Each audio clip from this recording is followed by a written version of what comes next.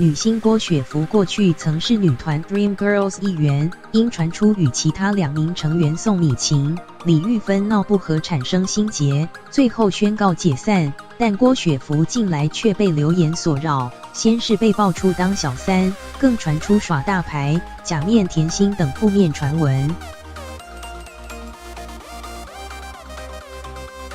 日前，艺人因服上节目爆料，自己曾被同门女星害惨了。根据周刊爆料，此人就是郭雪芙。消息传出后，英福透过脸书澄清此事，同时向郭雪芙道歉。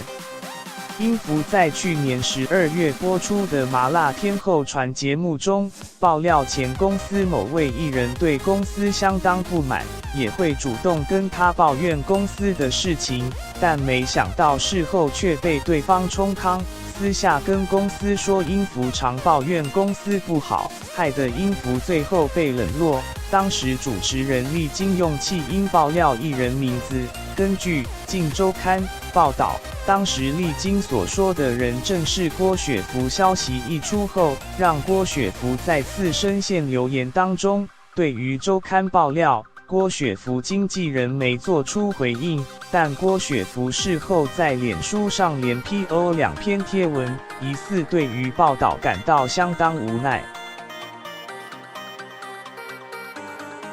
而英福昨20日也在脸书上向郭雪芙道歉，很抱歉新闻报道造成雪芙的伤害，并强调我并没有指名道姓的说出名字，因为那真的是很久以前的事了。我与当事人都早已离开公司。英福也还原当时录影经过，表示录影时原本是为避免当事人被肉搜，对于大家的各种臆测，我都没有特意去解释与澄清，没想到会造成误解，对于无辜被波及到的人因此受到伤害，我真心感到非常抱歉。英福希望留言到此为止，请大家不要再追究此事，让雪芙受到2次伤害，谢谢。